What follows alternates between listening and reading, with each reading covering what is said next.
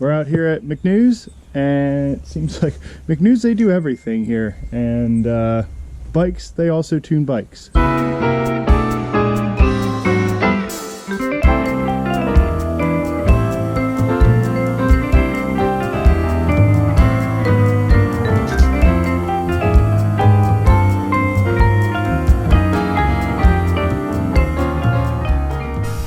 Predictions time. Again, I'm at 203. Box is at 200 even.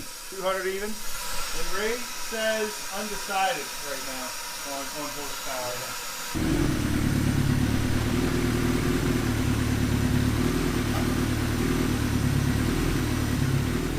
Alrighty, now typically when you do a dyno run, a lot of times they'll do a full power run at the beginning and then a full power run at the end of the session to show the difference in power from before and after. What we found when we started to roll into the throttle is the power commander was actually pretty rich, just with the zeroed out setting that it came with. So Ray just decided to go with setting up the tune starting at 10% throttle and going all the way up to 100%. So we don't have that before power run to compare it to the after, but now begins the long process of just setting up the different throttle positions inside the power commander. So enjoy.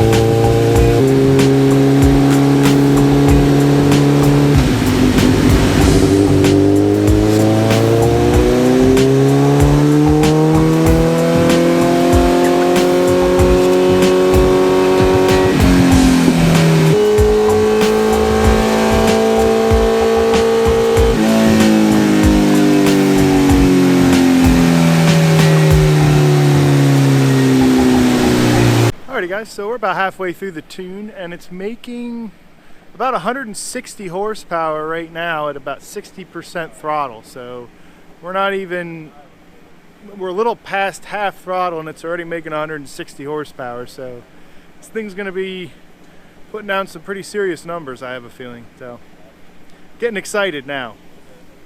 Alright, here comes the full power run. Don't know if you can hear me.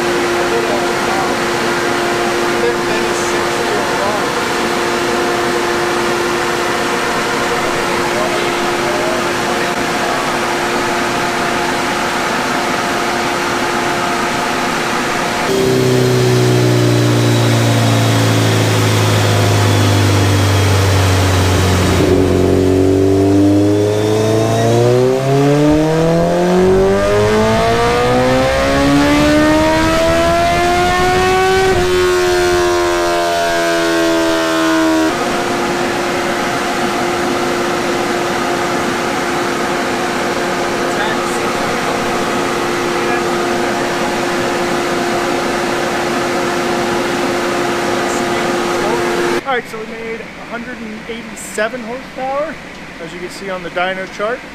And I just let Ray know that You know, they claim that these have the ram air, and that ram air is what gives it that extra power. So he's actually setting up the dyno now to direct the airflow more towards the intake, and we're just going to run it again and see if that makes a difference as far as forcing the air into the air box versus just trying to pull dyno air into that.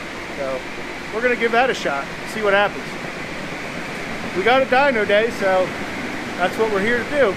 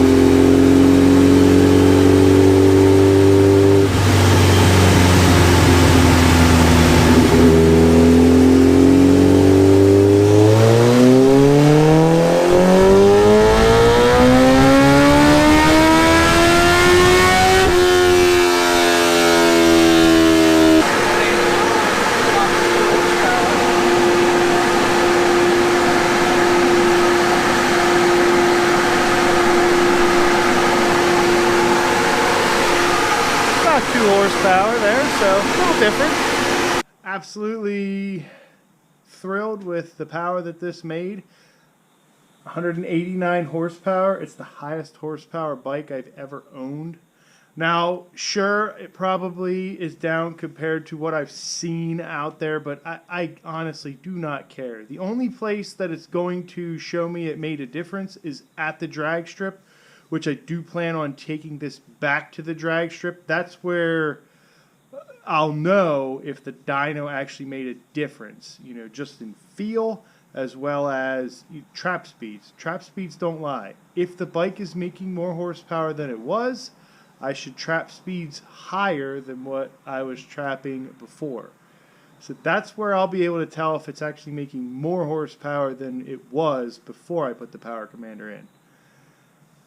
Another thing, that quick shifter, guys, when I tell you that works absolutely 100% every time, flawlessly. It goes right into gear. It's amazing. I didn't have to set anything up. The only thing I did is I installed it per DynoJet's recommendations and, you know, set it up just how they told me to in the instructions, and it works great. Now, there's probably a few things I can mess with, but I'm actually very pleased with how it works. It shifts. It doesn't feel like I have to use a lot of effort to get it to shift. I just lift up on the shifter and it just slips into the next gear without any issue. So that was awesome. Ray at McNews did a fantastic job with that power commander. Sure, if we tapped into the ECU, there's probably some hidden horsepower in there, but some of the cool things that we did on a dyno today that I'll highlight now, because you probably couldn't really hear me in the dyno room. So we maxed out the dyno.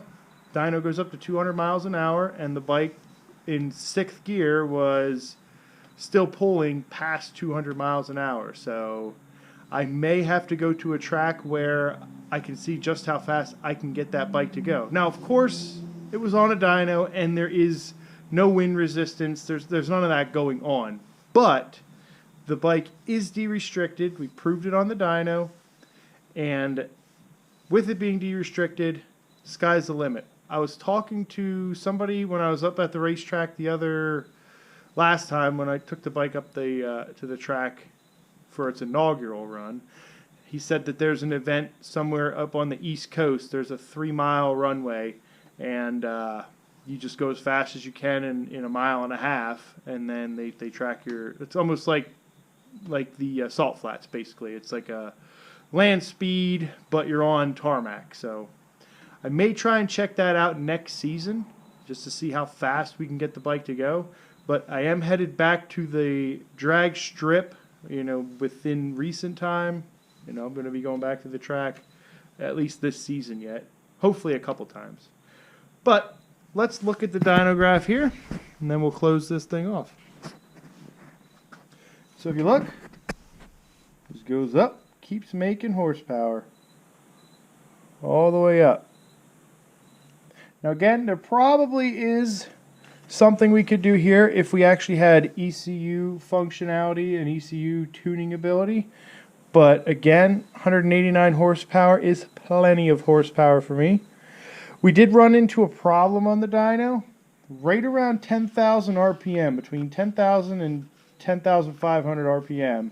We lost the crank signal, so it messed with the RPM. So that's what this little spike here is. And really couldn't figure it out. It was throwing the check engine light. But after 10,500, it would go back to normal. So I'm thinking there was a frequency it was hitting on the dyno and causing the RPM signal to be interfered somehow. So it kind of got messed up there. So I just kind of patched it up and kept it with its, you know, natural progression there. But it made a max of 111 foot-pounds of torque, which is a huge amount of torque on a motorcycle, especially a high revving, you know, inline four. You know, 111 foot-pounds of torque is no joke. And I mean, it's making torque right off the hit. You know, you're up almost 90 foot-pounds of torque and rising, and then it just holds that torque curve almost the whole entire length of that pull. Only till the end does it drop below 80 foot-pounds of torque, but tremendous amount of torque out of that. So I'm thrilled. I hope you guys are stoked. We're going to be heading to the drag strip in a couple days, so we'll take you there when we get to the drag strip. And one other thing, I finally got my little shifter rubber here. Been waiting for this thing for a month now. Gonna go put that on now, but we'll see you in the next video, guys. Thanks for checking this one out. If you liked the video, as always, drop a thumbs up. Any comments you feel like leaving, I'd be glad to hear from you guys. But that's gonna do it for this one. See you in the next one. Bye, guys.